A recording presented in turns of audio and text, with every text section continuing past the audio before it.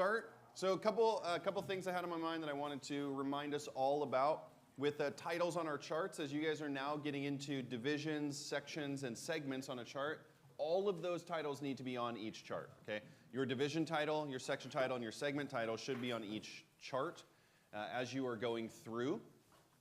And so the point of this, it's good, get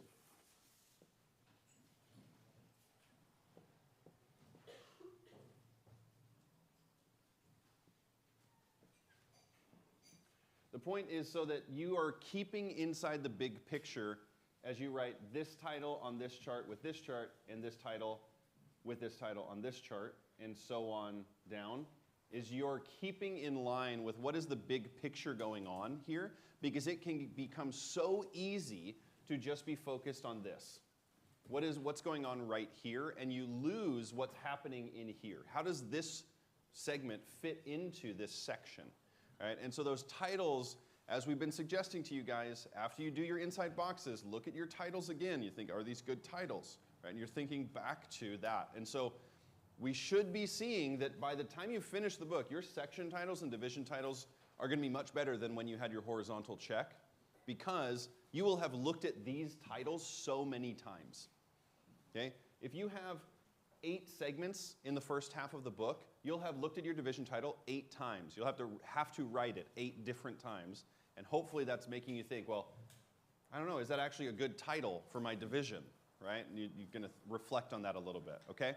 So that's what we're doing here. The other thing, if you have a chart, your largest chart is disproportionately bigger than the next chart down. So for example, you have your largest chart is like 85 verses or 90 verses, and your next chart is like 50 or 60 verses. That is going to throw your scale off a ton. And so when you draw your first chart, if your first chart is like 100 verses, then you're going to get to your first chart, and it's going to be super tiny. Right? You might have had that experience already. Do not make your scale off your largest chart when it is disproportionately larger than the rest of your charts, okay? Make your scale off of your second largest chart. And then when you get to your largest chart, you will need to recalculate the scale for that chart alone, all right? Is that okay? Makes sense? Yeah.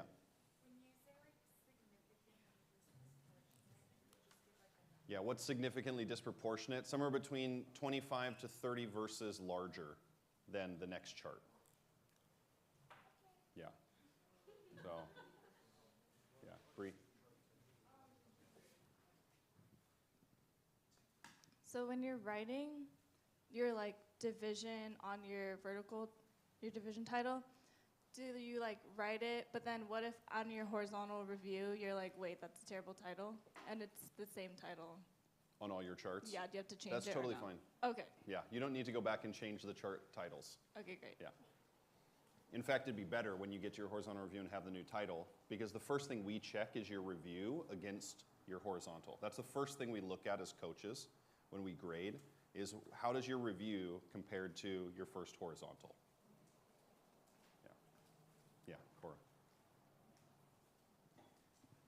Can we get these sheets laminated? Yes, if you would like that sheet laminated, just talk to, Vera's not here right now, but one of our staff can collect it. Who? Oh, yeah, we can put it in a bin. We'll put it in a bin, and you can put them in here. Put your name on the front if you want it laminated, and we can do that for you. Yes, Michaela.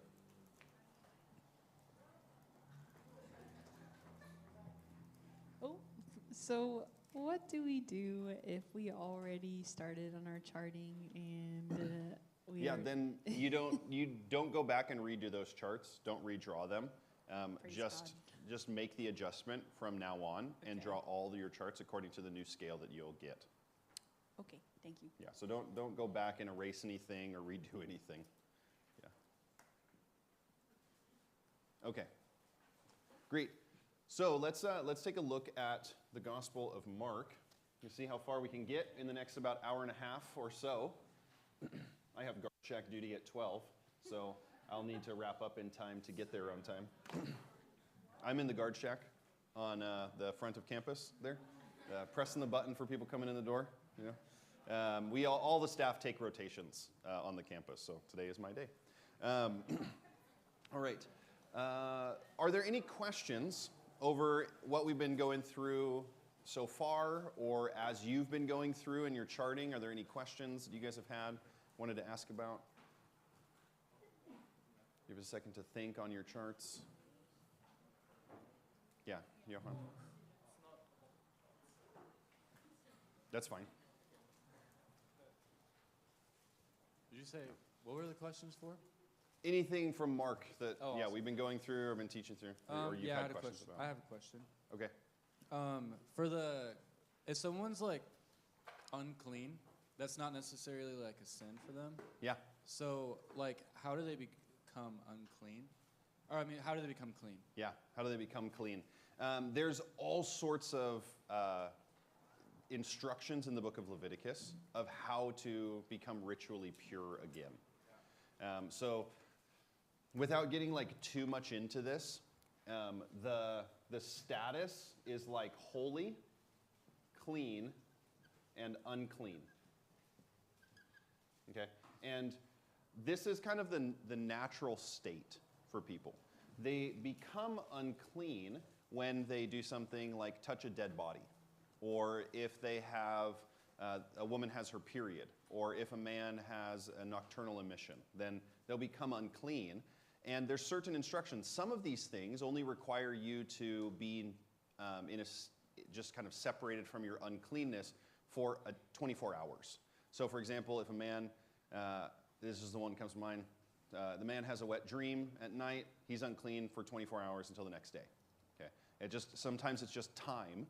Sometimes you do have to go through a process where you would go to the priest and they would declare you clean. For example, a skin issue. If you have sores on your body that are broken open and they've been pussing or bleeding and then they've healed, then you'd go to the priest and they would declare that you are now clean. Sometimes there would be other things involved in the process, but a lot of times it's kind of time or declaration by the priest, that kind of thing. And then certain things will make you holy, being set apart or refraining yourself from certain things. And this is a ritual status for the priest as they go into the tabernacle and they serve at the temple. We don't have a system of ritual purification in our modern day. So it's really hard for us to think how people would be separated or feel like they're not included or they're ritually unclean. And again, there's nothing in here that makes you more or less sinful. These are just ritual status. I think the best example is a hospital, right? If you go to the hospital and you are clean, right? You're well, you're healthy. You can go in and visit patients and you can go to see the baby of your relative or your niece, your nephew, whoever, right? But if you're sick, they're not going to let you in to see a baby in the ICU, okay? They're going to say, sorry, you're sick, you come back when you're healthy, and then you can come and visit. But only the surgeons get to go in the operating room. You have to be sterilized to go into the operating room. And so in the hospital, certain areas are restricted depending on your level of sterilization. So if you are sterilized as a surgeon, you can go into the operating room, into the Holy of Holies, right? And if you are sick, then you're not even going to go in to visit the patients, okay? Does that make sense? It's kind of helpful that way. Just thinking about that, right? When you're sick, you're not sinful, right? You have a cold, you got a stuffy nose, you're not in sin. But there's certain things you are restricted from doing because of that. And when they were in sin, they would have to like sacrifice like some sort of animal, right, to become forgiven. There were certain stipulations, yeah, for sacrifice for forgiveness of sins in Leviticus. Yeah. Did Jews use pigs or no? No, they would never have used pigs. And so since like calves and goats and bulls or whatever are so much more expensive, would Jews be stuck in unforgiveness because they couldn't afford like a more expensive animal to sacrifice? This is the genius of God's sacrificial system, is that he always offers a way for people to receive forgiveness based on their economic status. And so if somebody is poor, they have certain offerings allocated for them versus somebody who is rich offering more expensive offerings. And so regardless of somebody's economic status, they are free to offer according to what they can afford. Now, the question would be, well, why couldn't somebody offer something of less value to them? And I think that the simple principle is that a sacrifice isn't a sacrifice unless it's a sacrifice. So you can offer something that doesn't cost you anything and it doesn't mean anything, right? So yes, they had varying degrees, which is why we know that Mary and Joseph, Jesus' parents, were poor, because when they go to offer the offering after he is born, they offer the least expensive offering, just the doves. So that's the offering that the lowest economic status is making. Yeah. Thank you. Yes. My question is, so with the passage of where the Gentile woman that needed her daughter to get delivered, and Jesus was like, that's not, that's like for the children, and she was a Gentile, how come the man that was demon possessed in the cave was also a Gentile, and like the Lord was like, gave him freedom and stuff? Yeah. We're making an assumption that he's a Gentile. Text doesn't tell us that. The text with the Syrophoenician woman in chapter 7, it makes it very explicit. So we can make the assumption there. We'll talk more about the Syrophoenician woman in just a moment. But we want to think, if there's something that's different between these two, what is going on? Why is this happening? And why might Jesus be approaching it different, right? Because Jesus certainly does not approach everybody the same, yeah, right? He talks to people differently depending on different situations, and he does things differently. So when we come to a story that's like provoking to us, that results in us having questions of like, how could he say that, or how could he do that? That's when we want to think, well, is there something deeper going on here that I might be missing, and think through it? Because the surface is often not the place to find the answer to the difficulties. Yeah. Yeah, Danny. Oh, sorry, Johan. We can come up, let's bring the mic up to Johan. He had his hand up before everybody. I have a question about chapter 2, and then it bleeds into chapter 3. So when the scribes are questioning in their hearts, like, how can this man forgive sins?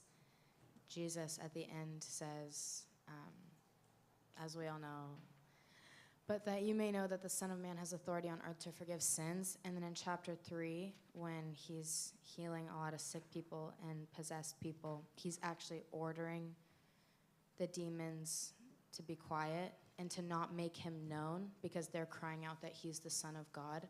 I think I'm a little bit confused as to why in chapter 2 he's saying only the Son of God has authority, and then later when people are like, when the demons are acknowledging that he is the Son of God, he's ordering them to be quiet, because both seem quite public, or at least like his conversation with the scribes. We don't know how public that is. At least I don't know how public that was, but Yeah.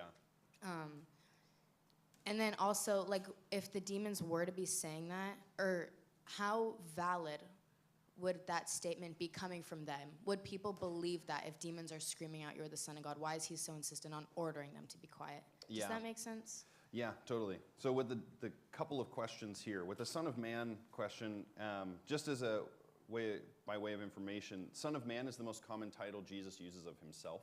He calls himself Son of Man more than anybody else calls him that. And the statement Son of Man in the Old Testament can come from a few different places. The connotations that carries with it, one of them being the way that it's used of Ezekiel. Ezekiel is called Son of Man so copiously through the whole book of Ezekiel. And the idea there is just human, right? So it could just be person. So there is that element of Jesus' identification with the people around him. But there's also this Son of Man figure in Daniel chapter 7, which is very likely what Jesus is referring to. But the cryptic nature of the phrasing can bear this kind of interpretive factor being necessary when listening to it. That's what I would think. So the Son of Man has authority on earth to forgive sins, I think is pointing towards the identity of Jesus without making it explicit. Right? The explicit revelation of who Jesus is comes when he is going to die on the cross. Right? It's in that idea that Jesus is fully revealed. And so it's not that there wasn't like statements of who he could be or kind of ideas in that direction, but that, crowds didn't come to him for no reason. right? They knew there was something going on, knew he was special in some way, but what that meant is fully revealed in chapter 8. So, yeah. So then can we assume that Jesus was okay with implying his identity? I think he wanted people to pick up on it. Yeah.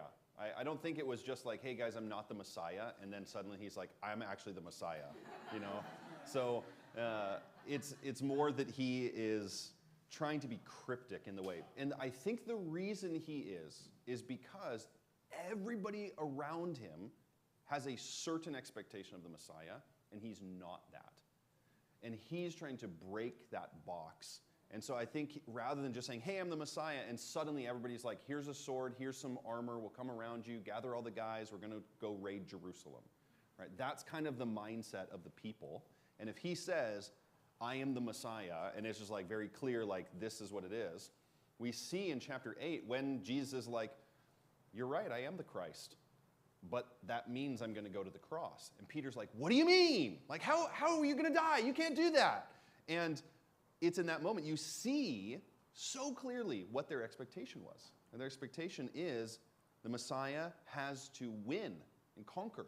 And because Jesus wasn't going to do that, they were upset with him. So I think the cryptic nature of his early ministry has to do with the reforming of the perspective of the people by seeing who he is and what he does without labeling him something. Because we all know how fast labels define people. You label somebody and suddenly they're all these things, right? Jesus wasn't ready to say, I'm the Messiah, because all of the baggage that came with it.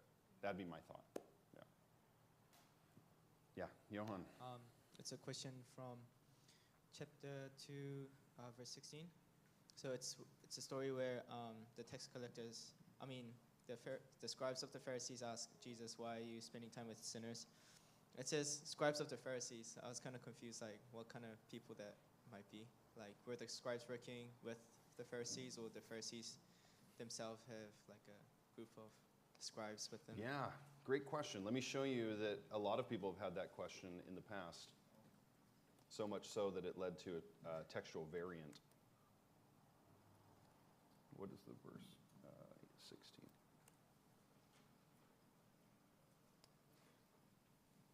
I think it's easier to see here.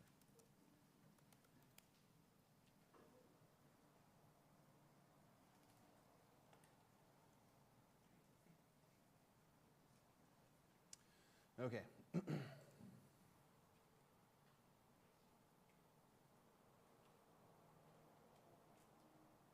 I don't know if the textual variant will show up any larger. Yeah, it does. Okay, great. Okay, so this says, and the disciples of John, where's verse 16? I'm starting in verse 18. Yeah, and the scribes of the Pharisees, knowing that he's eating with the sinners and the tax collectors, and that little 5 in the corner here, which will pop up on this screen also,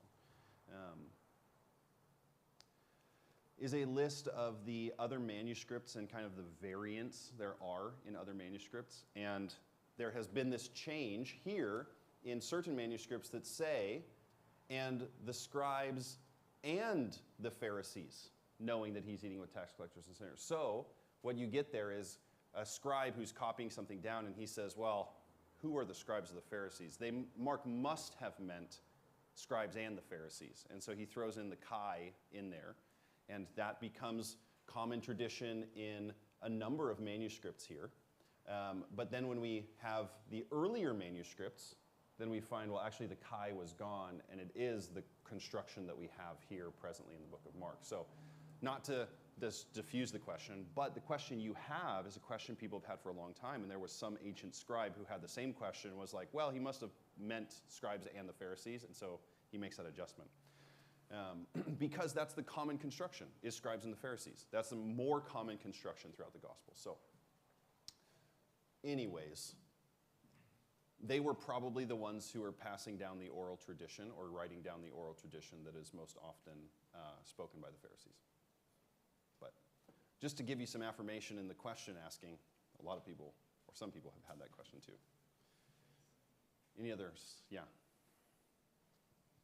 How did they prevent unclean people from being around, like what was the accountability system that they would have had in place? Social ostracizing.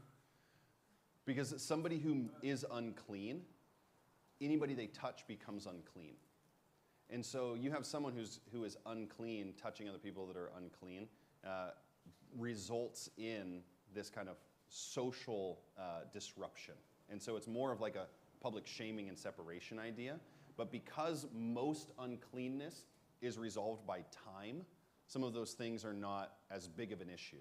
So like death, for example, like Jairus' home, the daughter dies and there's all these people there. It's not that like people avoid those necessarily who are unclean because they are conscious of the fact that someone touching a dead body is going to be clean in just a matter of time. So as well, because this isn't sinful, people are not as much, I think, they're not as much concerned about kind of their cleanliness state on a day-to-day basis. They would be more concerned about their cleanliness state coming to feast in Jerusalem or going into the synagogue. So, Sunday morning you're out in the field and you come across a dead animal in the field and you pick it up and you bring it out to the garbage heap or throw it under the ground and you're burying it or put it out somewhere and you're now unclean for 24 hours for touching a dead animal. Well, who cares? Monday's going to roll around and you'll be clean. So that kind of thing is not as big of an issue. But for things like the woman with the issue of blood, that probably would have resulted in public shaming to keep her away. And with the issue of the woman with blood, I have heard that the fact that she touches the hem of his cloak is symbolic of like his anointing. Is that true? Like I think I heard someone say that like the tassels on the end of like priest robes are symbolic of something. I haven't heard that personally before. We could go to, I think it's Numbers chapter 14.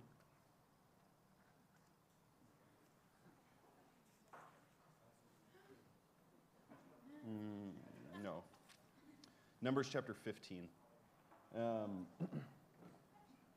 Starting in verse 37. And the Lord said to Moses, speak to the people of Israel and tell them, Numbers 15:37, and tell them to make tassels on the corners of their garments throughout their generations, and put a cord of blue on the tassel of each corner. And it shall be a tassel for you to look at and remember all the commandments of the Lord, to do them, not to follow after your own heart or your own eyes, which you are inclined to whore after.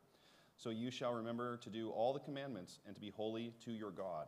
I am the Lord your God who brought you out of the land of Egypt to be your God. I am the Lord your God. So this is something that's prescripted for every single person in Israel.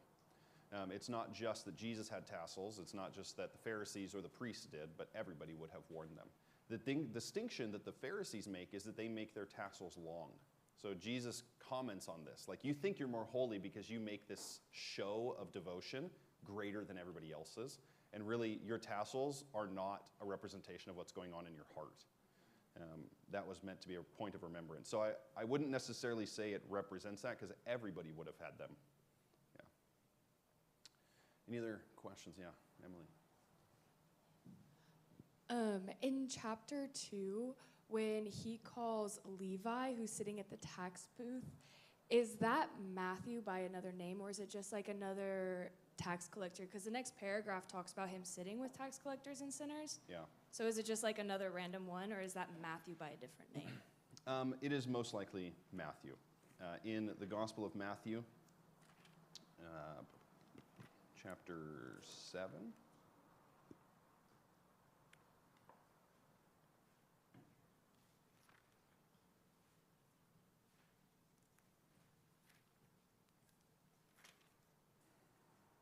No, it's got to be chapter 12, I think. It's later on.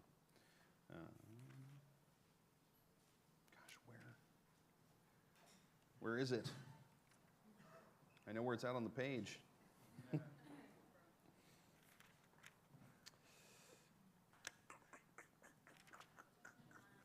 Chapter 9. That's what I thought first, yeah. So chapter 9, verses 9 through 13 give basically the exact same story as chapter 2, the calling of Levi, and yet changes it to Matthew. So pretty much everybody thinks that Matthew is the same as Levi. Yep. Yeah, John. and then, Nick has the mic. Yes.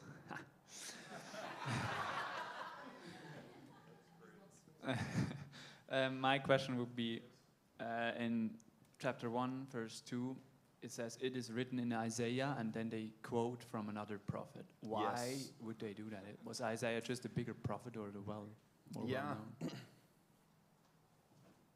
So it can be that. It may just be that Isaiah is the more well-known prophet, and so we get kind of the implication that the whole message is from like the prophets in general. In Jewish history, Isaiah has always stood at the head of the prophetic books. It's always been the first one, and because of that, he kind of stands as like his messages represent kind of the whole canon of the prophets. And so that could be one thought, is just that Isaiah stands as like the figurehead for the prophets. And that's one possibility. But just like Johan's question,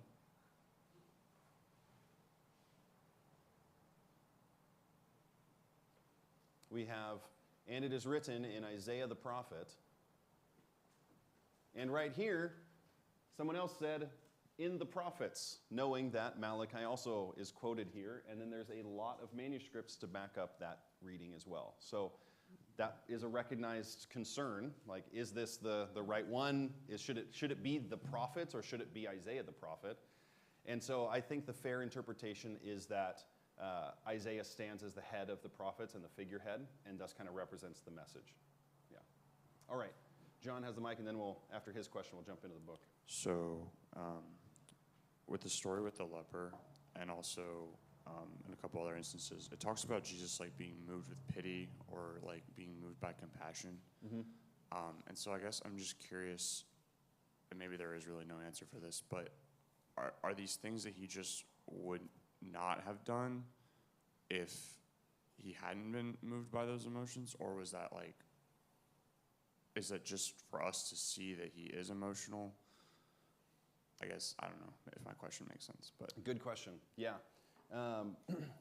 His emotional response, I think, is in there to convey his humanity. I think that's one of the key elements to it, is to show that he felt the same as we do. Now, would he have been provoked to heal somebody, even if they didn't kind of ask for it? You think of blind Bartimaeus in chapter 10 as he's going up to Jericho, and would Jesus have stopped for Bartimaeus and have healed him if Bartimaeus hadn't been calling out, Son of David? And I don't know, because that's not what the story tells us. All I know is what happened in the story. Now, why Jesus heals the person versus somebody else, I'm not sure, but we don't really see Jesus like seeking out people to heal. There's only a few instances. One, for example, I think of the man at the pool of Bethesda in John, the paralytic who's been there 38 years, and he goes to him, and he goes and searches him out and finds him and heals him, right? But most of the time, people are brought to him to have him heal them. So I don't know. Maybe he wouldn't have, if they weren't brought to him. And there's a lot of people who Jesus doesn't heal. He doesn't heal everybody. You think, just very clear, Mark chapter 1, there's all these people coming to him, and Jesus is like, all right, let's dip, right? And you're like, well, what about all the people who need to be healed? And Jesus is like, I got other things to do. And so Jesus does not heal everybody all the time, but people who are brought to him never go away unhealed. So regardless, I don't know what is provoking him or how he's being moved. I know that he's being led by the Spirit as guided by the Father, but I can't give a for sure answer because the Scripture doesn't. So, all right, we've had a lot of Q&A, so let's jump into Mark, see what we can do here. Okay, so Mark chapter 7 is where we had left off yesterday, and in Mark chapter 7, Jesus has this confrontation at the beginning with him and his disciples about food and about cleanliness. And this is where Mark will tell us that all foods are made clean and all the Gentiles rejoiced that they could eat bacon. Right? Praise God. And the conversation here that Jesus is getting at with the disciples, or with the Pharisees, is around this tradition, right? that the Pharisees had been passing along this oral tradition of ways that certain things needed to be done, and they put more emphasis on the cleanliness of the food that went into, or the cleanliness of the dish that the food is put into, than the cleanliness of the heart. And that's what Jesus is getting at here. That's kind of the essence of chapter 7, this confrontation, is that they have missed the heart of what God really desired. And their thought, they're so caught up in what is going to make them unclean going into their body, and they have totally missed the fact that what is making them unclean is the things that are coming out of their mouth, right? The words that they're speaking, the way that they're talking to people. And that confrontation is important to recognize, not only because Jesus makes it clean, makes foods clean, but also to highlight the fact that there is more going on in the law than just what the law says, right? There is a heart or a principle behind the law that Jesus is trying to emphasize. And the people were really getting caught up in just the surface of what was being said rather than the heart of it. The same thing is done with the statement of honoring your father and mother in verses 9 through 13. And Jesus confronts them because of what they say. In verse 11, he says, "But you say, if a man tells his father or mother, whatever you would have given me is Corban." Okay, the word Corban means something that is devoted to God or separated to God. And so the Pharisees, what they taught, because the commandment, honor your father and mother, is not just like treat them with respect. The commandment involves taking care of them when they are old in the same way that they took care of you when you were young. Right? So there's this mutual like caretaking involved in the honoring of parents in the Jewish culture. The Pharisees taught that if you took the money that you would spend on your parents in their old age and you gave it to God at the temple, it was the same thing as caring for your parents. And that's what he's saying here, is you say what is given by God, right? What I would have given to my father and mother is given, what is given to me is Corban. It is devoted to God. And Jesus is saying, you totally miss the point of the Word of God, right? You've totally missed the heart behind it. You have made things important that are not important. You made things significant that are not significant, right? God doesn't need your money, right? He wants you to represent his heart to people well. It's kind of what he's getting at. And so both of these stories get at that same point. And then he proceeds to abolish the cleanliness laws. And that is kind of the ultimate rejoicing moment in Mark chapter 7, is that the cleanliness laws, the laws of purification, are set aside, simply. Now, they are set aside in the like manner that we see in the book of Galatians, that the law is like a tutor that is preparing us for the Son to come. That these laws were pointing like a sign towards the destination that is Jesus Christ. And when the destination is arrived or reached, then those things are set aside. And what Jesus is highlighting is the point of all of this is the internal factor, not the external factor. Levi. This just sort of brings up something I've been curious about from Galatians, which is when he says like Jesus abolished the law. I just like remember reading where Jesus says, I did not come to abolish the law, but to fulfill it. And so I was wondering how those two things like connect together, because then it goes on and like talks about how it was actually abolished. So yeah, sort of like what gives. Yeah, so Ephesians will say, that's probably what you're thinking of, Ephesians chapter 2, where he will say that, let me read it directly. For he himself is our peace, verse 2:14, who has made us both one and has broken down in his flesh the dividing wall of hostility by abolishing the law of commandments expressed in ordinances, that he might create in himself one new man in place of the two, so making peace. And so what I would say is in the cross of Christ, the things that had divided people, things that had kept them separated, is what is being highlighted here as being completely abolished, right? That Christ is unifying them together, bringing them together. Now, the law, we'll see as we go through, the law is not the new covenant, right? It is, the new covenant is different from the law. It's a new covenant, not the old one. And so the law of Moses is not applicable in a one-to-one statement. But with that being said, every single principle that underlies the entire law is applicable into every believer's life because the character of God is communicated through the law. So the reason the law is valuable is not because every single Christian has to follow the law of Moses. That's what Paul is getting at in Galatians so clearly, right? But that the principles that underlie the law that are communicating the character of God absolutely apply to every Christian's life. And certain things are set apart by Jesus simply because he fulfills them or breaks them down. So the sacrificial system in the law is fulfilled in the final sacrifice of Christ. Jesus here sets aside all of the cleanliness laws because he has arrived as the one who will bring perfect purity to people. He will cleanse them, and they will then be made holy, as they are all called. The word saints in the New Testament is the word hagios, which means holy ones. Right? We are all called holy ones. We have this kind of set-apart status with God.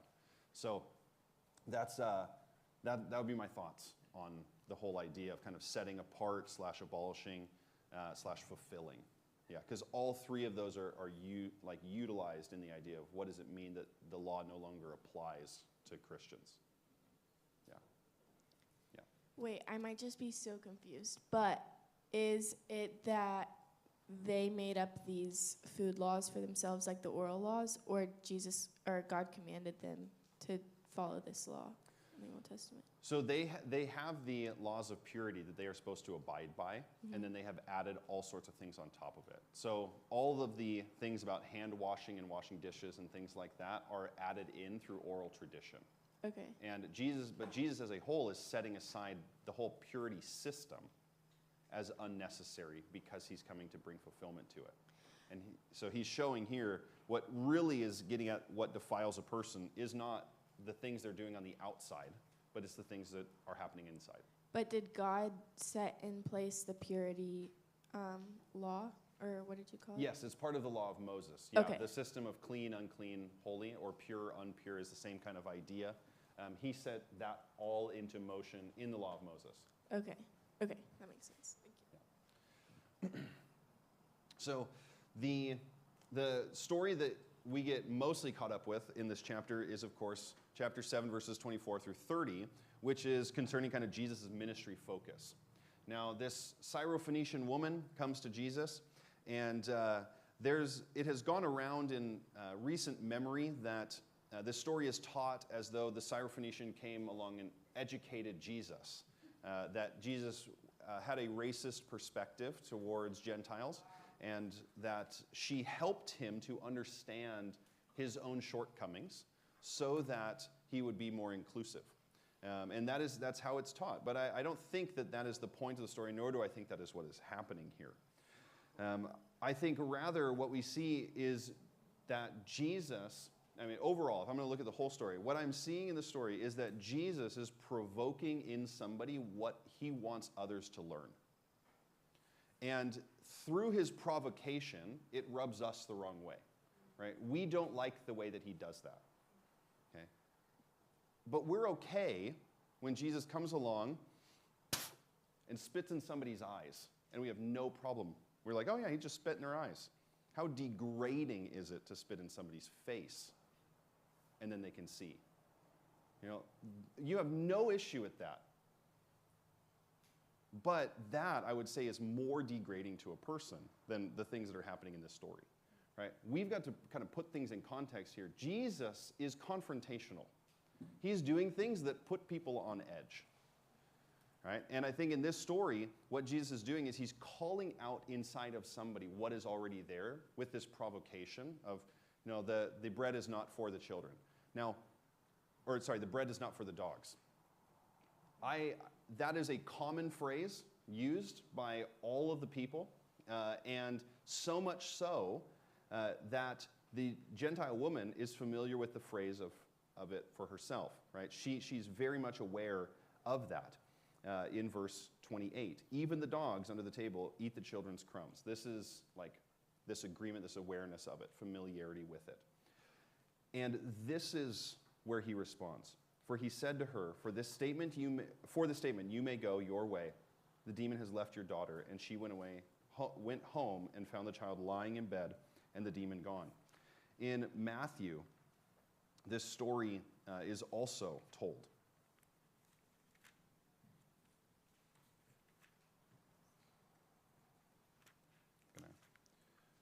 In chapter 15.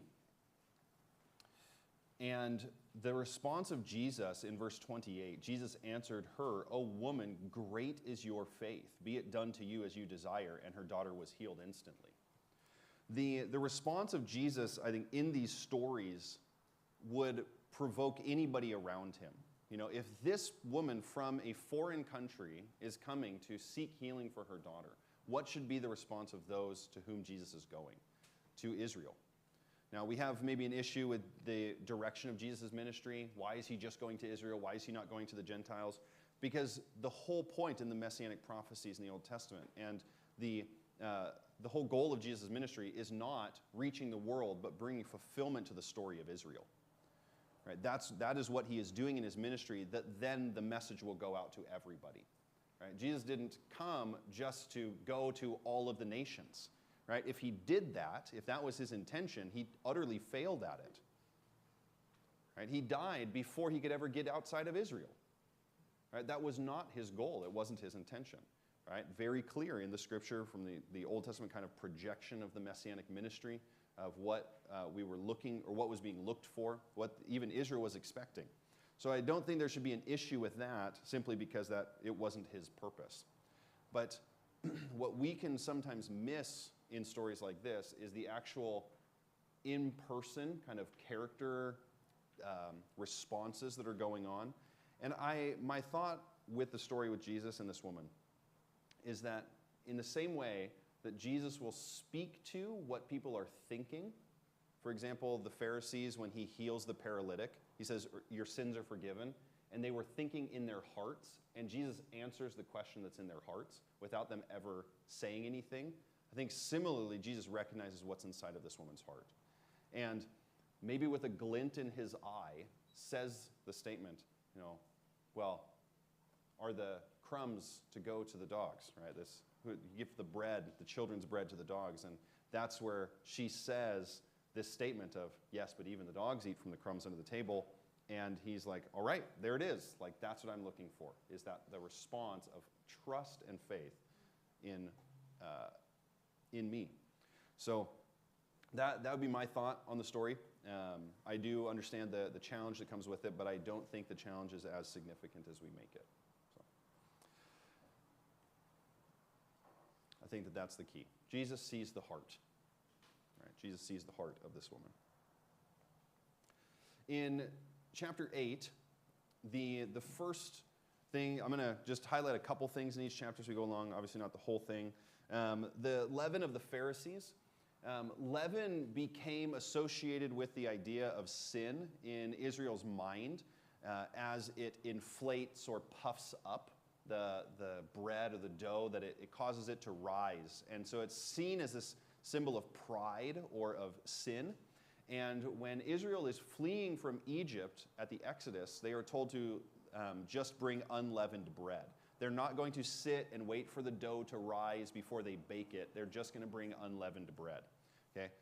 Unleavened bread is simply crackers. Okay? They're just going to bring a bunch of saltines, leave Egypt, and that's what they're taking with them, right? And leaven then becomes this idea of sinfulness, as every Passover, all of the leaven in their home is removed during the Passover season. And then they just eat unleavened bread for that period during the Feast of Unleavened Bread, which is Passover. And so Jesus here warns them about the leaven of the Pharisees. Now, the disciples in common character totally misunderstand it, and they're thinking about the bread of the Pharisees. Maybe it's because of the feeding of the 4,000 at the beginning of the passage. Jesus is talking about bread. He goes, here's my bread, bread from heaven. Be warned about the bread of the Pharisees. But Jesus talked about this, of course, as the teaching of the Pharisees. And this will lead into the rest of the chapter. Who are they being taught by? Right? What is it that they are listening to? The man that has his blind eyes open, I think we talked about this enough already yesterday and the day before, but think about the story as it progresses here. They came to Bethsaida, and some people brought him a blind man and begged him to touch him. So he took the blind man by the hand and led him out of the village. And when he had spit on his eyes, he laid his hands on him. Could you imagine? Like, I mean, the narrated time here goes so fast, but you think about it, like, they bring this guy to Jesus, and he's like, okay. And he walks him out of the village, and everybody's like, what's he going to do? Like, and then he gets out of the village, and he spits in his face, right? And then lays his hands on him, and the guy's eyes are like half opened. It's like, what do you see? And you're like, oh, I see these things moving around like trees. And you're like, gosh, this Jesus guy's bunk, right? Like, he spits in his face, and he doesn't even heal him all the way, right? But, right, then a second time, the guy's eyes are open. I think that's very much a clear kind of teaching point, obviously, for Mark, is why he places it here. But be surprised by Jesus. Don't just rush past the narrated time too fast. You want to think about it, picture it in your mind as Jesus is going somewhere. Like, what is happening? What are the reactions of the people around him when they see something like that? Right? It would be a shocking moment for something like that to happen. I mean, there is no culture in the world where spitting in somebody's face is a pleasant thing. Nice to see you, right? That would be horrible, right? So the fact that Jesus uses things in the culture that are disgraceful, I think is just part of his upside down, like, confrontational character. And might be why in the next story, when Jesus asks, who do people say that I am? There is the unexpected response. And we looked at this a little bit yesterday from chapter 6, but who do people say that Jesus is? He's like the prophets.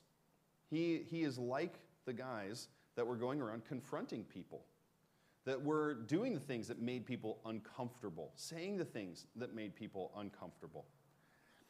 And I want to read out the story. Jesus went on with his disciples to the villages of Caesarea Philippi, and on the way he asked his disciples, who do people say that I am? And they told him, John the Baptist. Others say Elijah, and others one of the prophets. And he asked them, but who do you say I am? Peter answered him, you are the Christ. And he strictly charged them to tell no one about him. So again, these people are not the guys you would invite to your fancy dinner party. And when we think about Jesus, we can think that that's the case, right? But nobody would be looking at Jesus and just seeing him as a humble, like, kind figure all the time. Okay? They expect him to be the Messiah. He's not just some random dude, right? He has to fit the role for them in their perspective. Now, the place he's at, Caesarea Philippi, it's important to be aware of where that's at, which is up here. Jesus is not in Galilee. He's not in Judea. He is way up north in Caesarea Philippi. This is far, far north. This Caesarea Philippi is built at the base of a mountain called Mount Hermon. Okay? If you've heard of Mount Hermon in any of the Old Testament, this is where it's at. Right? This is a kind of northern boundary area. And Mount Hermon in the Old Testament scriptures is talked about in the book of Psalms as kind of the gate of the underworld, which is then kind of draws some significance to why in the book of Matthew, Jesus says the gates of Hades will not prevail against the kingdom of God. That is directly in line with the place that he is at. But the name of this city, Caesarea Philippi, carries the name of Caesar with it. And what are they coming to identify about Jesus? That he is the true king, right? He is the Christ. And so he comes to this place named after Caesar that is kind of associated with the underworld. And in Psalm 68, that God is leading in a triumphal victory the prisoners of war, right? The defeated armies of his enemies in Psalm 68. And it's at Mount Hermon, at the gate of the underworld. And here Jesus kind of makes that same kind of idea, who is the true king? And so Jesus makes that statement here. But what follows directly after is not the idea that they wanted for their Messiah. And we'll look at that when we come back from break. So let's take a 5-minute break. Start back at right about 11:15.